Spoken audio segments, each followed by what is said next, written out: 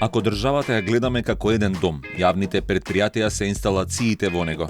Современиот дом е незамислив без изумите на 19-тиот, 20-тиот и 21-виот век. Струјата, водата, термичките изолации, интернетот.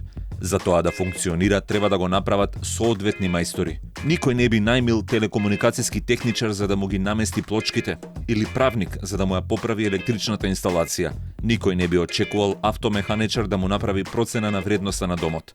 За жал, грижата за нашите посебни домови не се отсликува и кај грижата за нашиот заеднички дом. Тоа може да се види преку составите на управните и на надзорните одбори во јавните предпријатија. Теоретски, едно јавно предпријатие треба да го води управен одбор од стручни лица во областа, директор кој ќе ги извршува нивните одлуки и надзорен одбор од правници и од економисти што ќе внимава одлуките да бидат законски и во најдобар интерес на предпријатието и јавноста. Во пракса, најчесто ги водат директори како политички функционери, а управните и надзорните одбори се полнат со посетни партиски или други нестручни кадри кои се таму поради хонорарите од неколку илјади денари месечно, пари од граѓаните.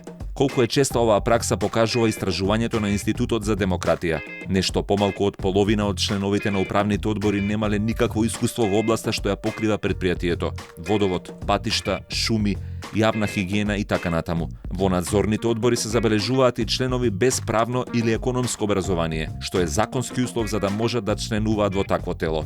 Значи, иако има услов, неговото неисполнување сепак се толерира. Што би било ако само дел од пилотите имаат пилотски тренинг? Не би сакале да помислиме, но тоа ни дава идеја зошто некои предпријатија летаат во погрешен или во недефиниран правец. Кога граѓаните не се задоволни од работата на предпријатијата, треба да знаат дека проблемот почнува од најгоре. А како да знаат кога постапките за избор на стотиците членови на одборите се целосно непознати? Како би ни било нам, кога некој друг на мистериозен начин би ни ги избрал мајсторите што ќе ни работат дома? Решението е во построги критериуми и во повеќе јавност. Со измени на Законот за јавни предпријатија треба да се постават минималните услови за членување во одборите како образование и искуство. Тоа е само првиот чекор кон подобрувањето. Следно е распишување јавен конкурс за кандидати, па формирање комисија што ќе треба да ги процени и да ги интервјуира.